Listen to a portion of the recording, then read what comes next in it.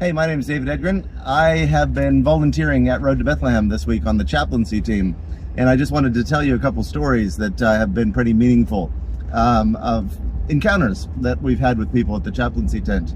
One lady walked up and she was dressed in a way that I knew that she was a Muslim, and so I asked her about her faith, and in the conversation she was quite outgoing, and so I said to her, "Isn't it true that you have 99 names for God?" And she said, "Oh yes, one God, Allah, but 99 names." And I said, "What's one of the names?" And she said, "Merciful." And I remembered this series of comic books that I saw a long time ago that were based on the 99 names of God. And the series of comic books are just called the 99. And they're written as both a training tool for children in the Muslim faith and also for sharing resources, because they're fantastic. And they look like superheroes, but they're modeling these characteristics. The 99 names of God that they have in the Muslim faith are not different gods. They're different attributes of God, different characteristics of him. And so we talked about mercy for a little bit, and then I asked her if she'd enjoyed the Road to Bethlehem, and she said, "Oh, so much." She said, "It's so beautiful to see you telling your story so that we can understand it and we can be part of it." And I thought that's a beautiful way of describing what the Road to Bethlehem is.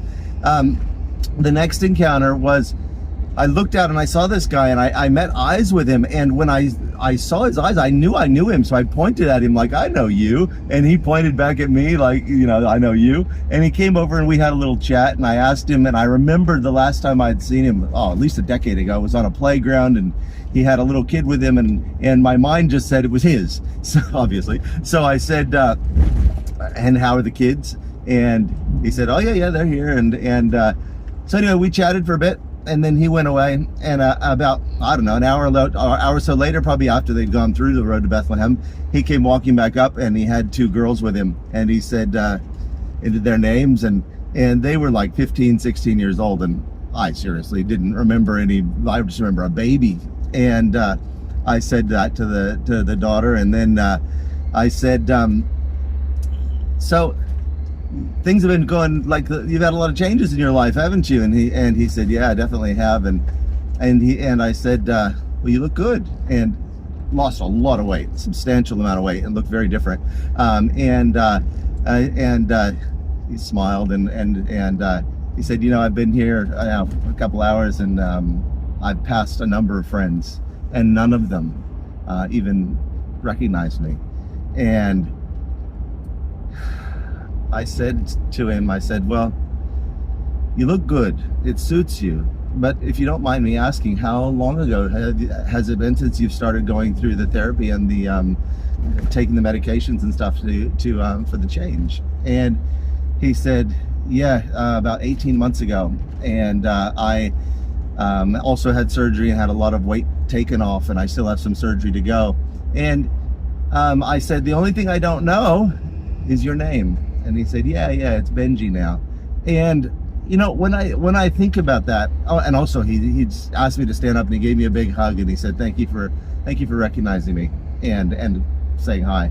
And I said to him, "It's just good to see you." I said, I'm so happy for you. You look so good in your new skin." And he said, "Thank you so much." And people just want to be seen. And if there's anything more that we can do as Christians, I mean, when you look at, even in the Old Testament, there's a story where God is described as one of the characteristics of God, the God who sees.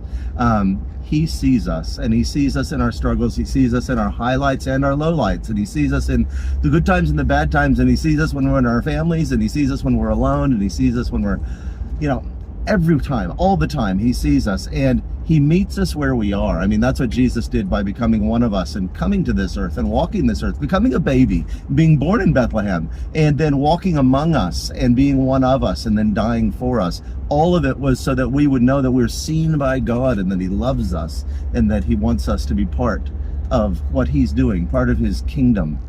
The Muslim lady said that the 99 names for God were very meaningful to her, and I went back and researched it. I was reading about it, and there's a statement by Muhammad, and he says that the person who can memorize and recite all 99 names of Allah and recite them from memory, that person will certainly be in paradise. And I think that's because, and I think it's true with Jesus too, with followers of Jesus, if you can recite and embody all of the attributes of Jesus and become loving and inclusive and able to see people for who they are and embrace them in the very moment that you see them and you recognize them, that then you too will be, not just one day, but now, in the kingdom of God. Come down to Road to Bethlehem if you get a chance. It's in Lilydale at Edinburgh College, and it's on tonight, Wednesday night, and tomorrow night again, Thursday night, from about 6 until 11. And if you don't have tickets, just show up, and you might have to wait a while, but there's a fantastic fete going on with lots of good food, and get your face painted. Come see us in the chaplaincy tent, and we'd love to see you. Thank you. See ya.